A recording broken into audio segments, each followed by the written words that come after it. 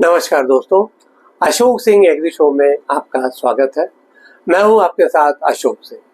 कृषि उत्पादन की सफलता मुख्य तौर पर इस बात पर निर्भर करती है कि भूमि को बीज बोने योग्य स्थिति में किस प्रकार तैयार किया गया है। यह बताने की जरूरत नहीं कि भूमि की तैयारी में जुताई या टिलेज की महत्वपूर्ण भूमिका होती है। जुताई न केवल भूमि को भुरभुरी बनाती है बल्कि खरपतवार नियंत्रण, नमी संरक्षण और उपजाऊ क्षमता बढ़ाने का आधार भी तैयार करती है। परंपरागत कृषि से लेकर आधुनिक यांत्रिक खेती तक जुताई के तरीकों में समय समय पर कई फेरबदल आए। आज के इस कार्यक्रम में जुताई की उपयोगिता और महत्व पर चर्चा की गई है। एपिसोड शुरू करने से पहले एक बार फिर से आपसे आग्रह करना चाहेंगे कि इस वीडियो को अंत तक अवश्य देखें ताकि आप भी इसमें दी जाने वाली जानकारियों का भरपूर लाभ उठा सकें। तो दोस्तों, कार्यक्रम की शुरुआत करते हैं। सबसे पहले समझ लें कि आखिरकार जुताई क्या है। मोटे तौर पर कहें तो भूमि को फसली कार्यों के लिए तैयार करने हेतु हल, ट्रैक्टर, कल्टीवेटर या अन्य उपकरणों से मिट्टी को उलटने और भुरभुरी बनाने की प्रक्रिया को जुताई कहते हैं।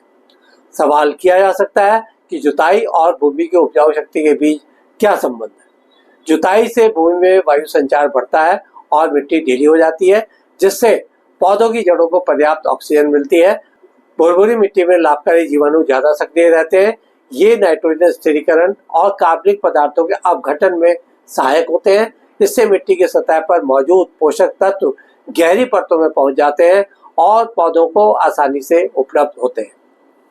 जुताई से खरपतवार नष्ट होते हैं और कई कीट पतंगों के अंडे तथा लार्वा सतह पर आकर सूर्य की गर्मी से नष्ट हो जाते हैं। आगे बढ़ने से पहले समझते हैं कि जुताई कितनी तरह की होती है। शुरू करते हैं प्रारंभिक जुताई यानी कि प्राइमरी टिलेज से। यह भूमि को पहली बार भुरभुरी बनाने की प्रक्रिया है। इसमें जुताई हल, ट्रैक्टर, मिट्टी पलटने वाले यंत्र से की जाती है। यह मिट्टी की जमी परत को तोड़ने और खरपतवार नष्ट करने के लिए भी उपयोगी होती है।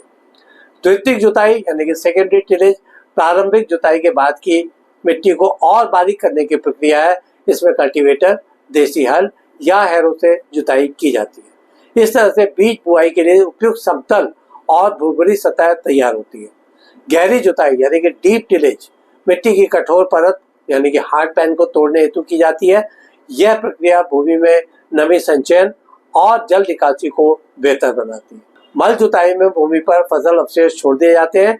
यह नमी संरक्षण और कटाव रोकने में सहायक मानी जाती है। संरक्षण जुताई यानी कंजर्वेशन टिलेज में कम से कम जुताई कर भूमि को तैयार किया जाता है। इसमें जीरो टिलेज प्रमुख विधि है। अब बात कर ली जाए कि भूमि की तैयारी में जुताई की कितनी अहम भूमिका है। जैसा कि पहले भी बताया गया है कि इसके जरिए मिट्टी को भुरभुरी और समतल बनाया जाता है। खरपतवार और रोगजनक जीवों को नष्ट कर पाना संभव होता है। नमी का संरक्षण होता है। खाद और फर्टिलाइजर का बेहतर मिश्रण होता है तथा बीज के लिए अनुकूल वातावरण तैयार हो जाता है। इस क्रम में पारंपरिक जुताई पद्धतियों पर भी गौर कर लेते हैं। इसमें बैल या ऊंट द्वारा खींचे जाने वाले देसी हल का उपयोग किया जाता है। इसके अतिरिक्त कुदाल, फावड़ा, खुरपी से हाथ द्वारा जुताई की जाती है। परंपरागत पद्धतियां श्रम प्रधान और समय अधिक लेने वाली होती हैं। आधुनिक यंत्रीकृत जुताई पद्धतियां कहीं अधिक प्रभावी, कम लागत और समय बचत करने वाली होती है।